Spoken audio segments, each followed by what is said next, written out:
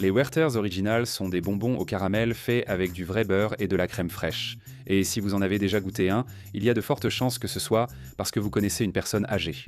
Cela pourrait être votre grand-père ou un ami de la famille âgée. Quoi qu'il en soit, il ou elle est vieux comme le monde.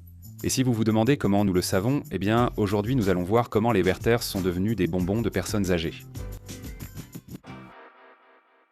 Avant de commencer, abonnez-vous à la chaîne Weird History Food et dites-nous en commentaire quels autres bonbons classiques vous souhaitez découvrir. D'accord, commençons pour finir, tant que vous êtes encore jeune.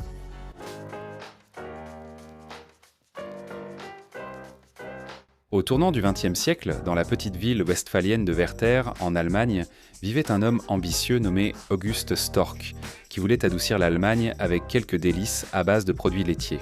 À cette fin, en 1903, il a ouvert la Werthersche Werthers Zuckerwarenfabrik, un nom qui se prononce comme du verre brisé et qui se traduit par la fabrique de confiserie de Werther. Avant que vous ne puissiez dire Qualität, Qualitätsversicherung, assurance qualité, nous étions déjà en 1909. À ce moment-là, Werther comptait déjà une douzaine d'employés et occupait les 12 à préparer des friandises avec une simple marmite, puis à expédier ces douceurs pour les vendre dans les villes voisines. L'un de ses premiers employés était le confiseur Gustav Knaben, qui s'est un jour assis et a inventé ce qui allait devenir le bonbon le plus emblématique de Storck, les dragées à la gelée goût vomi. Je plaisante, il aurait bien aimé. En réalité, il a inventé le bonbon dur au caramel beurré que nous connaissons et aimons aujourd'hui. Enfin, pas tout à fait le même. Les premiers Werther's Original étaient recomposés de crème fraîche, de vrai beurre, de sucre blanc, de sucre brun et d'une pincée de sel. La recette d'aujourd'hui inclut du sirop de glucose, du lactosérum concentré et de l'émulsifiant lécithine de soja. Voilà le progrès. Quoi qu'il en soit, le bonbon dur a aussi connu des difficultés peu après son lancement à cause de la Première Guerre mondiale, qui a interrompu sa production. Après la guerre, les ouvriers de Werther's ont repris le travail, mais ont de nouveau été arrêtés lorsque Storck est tombé gravement malade. Cependant, Werther's n'allait pas s'effondrer, car le plus jeune fils d'Auguste, Hugo Oberweilen, a repris l'entreprise en 1921. À cette époque, l'entreprise produisait 200 variétés de bonbons, tous sans nom, non emballés, vendus au poids. Cela semble digne de Dickens, mais souvenez-vous, nous sommes en Allemagne. À peine 13 ans plus tard, Hugo lança ce que l'on considère comme le premier bonbon de marque en Allemagne. Il s'appelait Ein Pfennig Riesen, un nom qui évoque une maladie causée par de l'eau sale, mais ce n'en est pas une. Un Pfennig était une pièce, monnaie officielle en Allemagne jusqu'à l'euro en 2002. Pfennig Riesen se traduit par le géant Pfennig, et c'était un énorme succès. D'autres bonbons à succès ont suivi, notamment les Mamba Fruit Chews et les chocolats Mercé, mais ce n'étaient pas des Werther's Original. Alors, quand l'original beurré est-il apparu ? Eh bien, après 1945, l'entreprise a acquis de vastes terrains à la campagne, ce qui a permis à Storck d'utiliser de la crème fraîche dans ses confiseries. Et avec cette réussite, Werther's a finalement lancé son nouveau bonbon au beurre, Werther's Echt. Echt, qui signifie authentique, véritable ou réel, était en fait ce que nous connaissons aujourd'hui sous le nom de Werther's Original. Mais il était vendu sous son nom allemand, d'origine jusqu'aux années 90, lorsque l'entreprise a décidé qu'il lui fallait un nom moins Echt pour le marché international.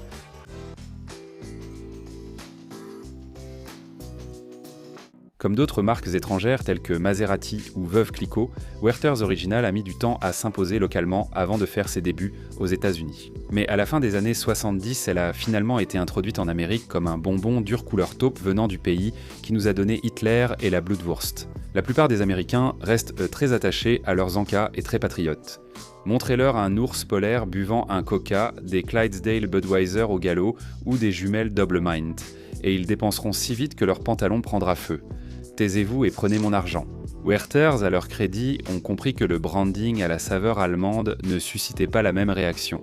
Alors ils sont partis à la recherche d'un nouvel angle marketing, et c'est là qu'ils ont décidé de tremper leur orteil dans la fontaine de la vieillesse. En 1981, une publicité dans le Los Angeles Times présentait le Werther's Original, tout juste rebaptisé comme un bonbon du vieux continent importé d'Europe. Elle employait même le slogan réactionnaire « Retrouvons le bon goût d'autrefois ». Les publicités télévisées, diffusées aussi bien aux États-Unis qu'au Royaume-Uni, mettaient en avant les emballages dorés et l'aspect rétro du bonbon, le présentant comme une friandise artisanale répondant à des idéaux bucoliques. Et les enfants sont devenus fous. Bon, ça ne s'est pas vraiment fait du jour au lendemain. Cette campagne d'affichage a peut-être convaincu les derniers snobs du bonbon au beurre, mais ce n'était que plus tard cette année-là que Werther's a transformé le beurre en or avec ses publicités nostalgiques mettant en scène un grand-père. Si vous n'en avez jamais vu, la publicité originale commence avec un grand-père parfaitement choisi, habillé comme Monsieur Rogers, avec un gros cardigan en laine par-dessus une chemise boutonnée et une cravate. Il plonge ensuite tête la première dans la sentimentalité en racontant le premier Werther's qu'il a reçu de son propre grand-père quand il n'avait que 4 ans. Tandis qu'il explique ne pas savoir déballer un bonbon à l'époque, l'image montre un petit garçon qui essaie justement de le faire. Vous pensez regarder un flashback, mais surprise, ce petit garçon n'est pas le vieil homme, c'est son petit-fils. Finalement, le vieil homme explique que maintenant, c'est lui le grand-père. Que pourrait-il offrir d'autre à son petit-fils que des Werther's originales ? C'est vraiment puissant. La société diffusait la même publicité en Allemagne et au Royaume-Uni, seuls les acteurs du grand-père et du petit-fils changeaient d'un. La version britannique du grand-père était Arnold Peters, célèbre pour avoir incarné Jack Woolley dans le feuilleton radio de la BBC, The Archers. Sa voix étant déjà reconnaissable, ces enfants britanniques avides de bonbons ont immédiatement ressenti un sentiment de sécurité et de nostalgie. Les Américains, en revanche, se demandaient tous « Qui est-ce ?»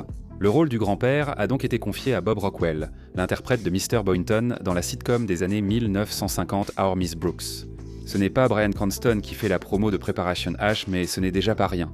Quoi qu'il en soit, les 2 pubs avec le grand-père ont été de vrais succès. Regarder la publicité, c'est en partie recevoir un coup de maillet fait de nostalgie, mais ce n'est pas la seule raison. Les publicités ont aussi exploité le désir de faire confiance aux bonbons et à leur origine, qu'on le veuille ou non. À l'époque, la peur des bonbons contaminés était une préoccupation largement répandue, et cette crainte a été renforcée par les meurtres au Tylenol, contaminés en 1982, lorsque 7 personnes sont mortes après avoir été empoisonnées par des analgésiques contenant du cyanure. Les grands-pères étaient peut-être juste des acteurs, mais voir un visage de confiance recommander les Werther's et nous inciter à en profiter avait quelque chose de rassurant.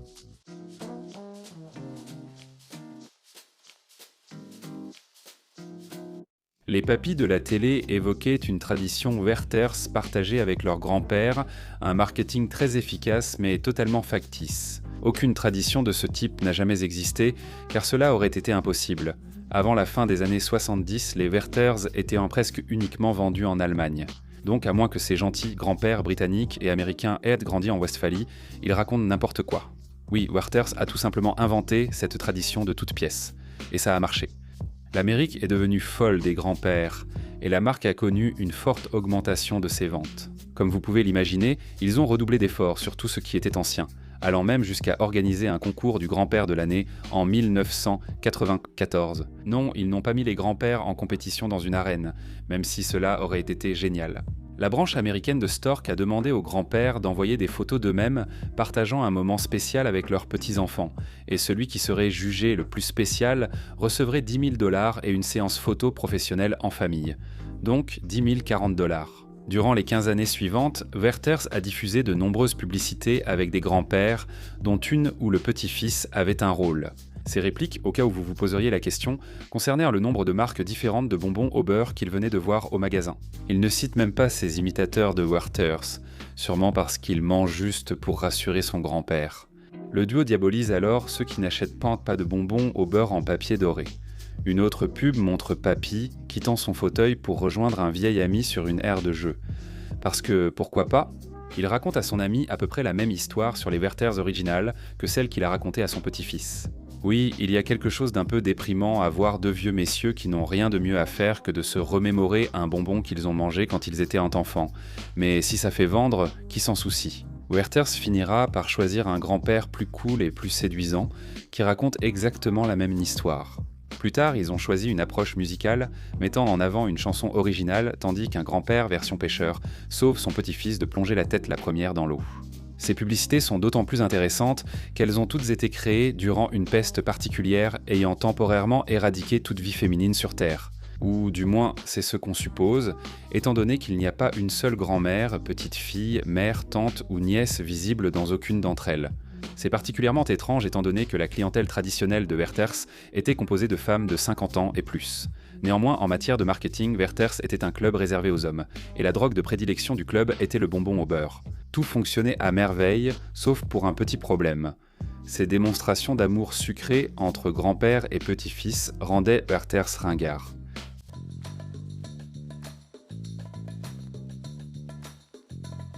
À cause de l'association avec les personnes âgées, les jeunes et les gens progressistes étaient soudainement décrits comme trop jeunes pour Werther's. Même des personnes âgées respectées comme Frank Lloyd Wright et Marlon Brando étaient décrites dans des portraits comme trop avant-gardistes pour distribuer des Werther's. Soudainement, Werther's était devenu le bonbon des vieux ratés dépassés. Bill Clinton me donne l'impression d'être jeune. Pas comme toi avec ton pull à la Judd Hirsch et ton sachet de Werther's original. Il fallait faire quelque chose. Alors, pour essayer de rester dans l'air du temps, Werther's a complètement changé sa publicité et a donné une chance aux femmes dans la campagne. Non, je plaisante. Désolé, Sorette. Le grand changement de Werther's a été d'abandonner l'angle grand-père et petit-fils pour se concentrer sur, attention, les pères et les fils. Oui, en 2006, les publicités britanniques ont apporté une nouvelle touche à leur sentimentalisme avec un fils qui décrit les nouveaux gadgets sympas que son ami reçoit de son père habituellement absent, tout en partageant un Werther's avec son propre père. En fin de compte, encore une fois, Werther's est le lien qui unit une famille composée uniquement d'hommes. Ce n'était pas vraiment révolutionnaire, mais un nouveau chapitre s'est ouvert. Peu de temps après, certaines publicités mettaient même en scène des femmes. Sérieusement, on y voyait des femmes de toutes les morphologies et de tous les âges. Ils avaient même des grands-mères, ou du moins des femmes d'un certain âge. Et ces personnes n'étaient donc pas simplement assises sur les genoux les unes des autres. La nouvelle génération de publicités montrait des gens faisant diverses activités et appréciant les Werther's pour différentes raisons. C'était un effort conscient pour élargir la démographie au-delà des maisons de retraite. Et ça a marché. Les ventes ont augmenté de 17%. Werther's a aussi tenté d'attirer une clientèle plus jeune en diversifiant les saveurs. Les Werther's non originaux, qui ne s'appelaient pas comme ça mais aurait dû, comprenaient des saveurs comme pomme caramel, café caramel, chocolat caramel, crème vanille et crème caramel salée, crème à la cannelle, et parce qu'apparemment c'est désormais obligatoire, épices à la citrouille. Werther's a également maintenu l'intérêt des consommateurs avec des saveurs en édition limitée pour les saisons et les fêtes, comme crème à l'érable, pain d'épices et éclair à l'érable. Mais Werther's ne s'est pas arrêté là. Ils ont ajouté des versions enrobées de chocolat, fourrées à la crème, tendres et sans sucre. Ils ont même lancé le popcorn au caramel Werther's et le popcorn au caramel salé. Si vous souhaitez voyager, vous pouvez aller en Allemagne. Pas la vraie, celle d'Epcot, à Disney, où Werther's exploite une boutique permanente de caramel appelée Caramel Kuchel depuis 2010. Là-bas, vous pouvez acheter un sachet de popcorn au caramel chaud et au miel de Werther's, dit praktisch, c'est-à-dire comme c'est prend splendide. Aujourd'hui, Werther's reste la marque internationale la plus précieuse de sa maison mère, dépassant pour la première fois les 100 millions de dollars de ventes annuelles en 2021. Et fini le temps des publicités avec un vieux monsieur qui parle du bon vieux temps, car maintenant Werther's devient viral. Ne t'inquiète pas, papy, ce n'est pas contagieux. Nous évoquons la campagne Where Do You Werther's, qui présente diverses personnes savourant des Werther's dans de nombreux contextes et situations. Il s'avère que les gens dégustent des Werther's partout, et la campagne a entraîné une augmentation de 10% du nombre d'acheteurs. Les publicités ont été nominées aux Shorty Awards, considérés comme les Oscars du numérique et des réseaux sociaux. Tous ces efforts ont rendu les Werther's si tendances qu'on peut même les porter aujourd'hui. C'est exact, Werther's a lancé un jean en édition limitée, équipé de 30 petites poches chacune contenant exactement un Werther's. C'est un rêve devenu réalité pour un fan de Werther's et un cauchemar en perspective pour celui qui devra laver ce pantalon. Pour évaluer l'efficacité de cette initiative, voyez la campagne A Little Piece of Warmth de 2023, un effort multiplateforme encourageant les fans à utiliser les Werther's dans des recettes personnalisées et du contenu dédié. Bien que cela ressemble à un défi idiot, la campagne affichait une notoriété de marque de 96% et 53% des personnes qui s'en souvenaient ont effectivement acheté des Werther's. La campagne ne montre pas forcément un garçon souriant peinant à déballer un bonbon pour son grand-père béatement admiratif dans une pièce étouffante où il n'y a pas âme qui vive à des kilomètres à la ronde, mais les nouvelles publicités traitent toujours des thèmes familiaux. Et c'est probablement pour cela qu'en 2018, Werther's a été désigné comme la marque la plus appréciée d'Allemagne, devant Ferrero, Haribo et Mars. Il semble qu'on puisse apprendre de nouveaux tours à un vieux chien. Les centenaires ont-ils disparu en tant que vedettes des publicités Werther's ? Très probablement, car désormais Werther's se concentre sur des personnes diverses et éclectiques qui apprécient les bonbons tout au long de la journée, seuls ou ensemble. Le duo grand-père et petit-fils, aussi efficace qu'il ait été, a fait son temps. Mais les thèmes généraux de la famille, des traditions, de la nostalgie et des grands-mères invisibles, c'est de l'or en marketing. Au moins aussi doré qu'un emballage de Werther's. Alors qu'en penses-tu ? As-tu déjà reçu des bonbons Werther's Original d'un grand-parent ? Dis-le nous en commentaire et découvre d'autres vidéos de Weird History Food.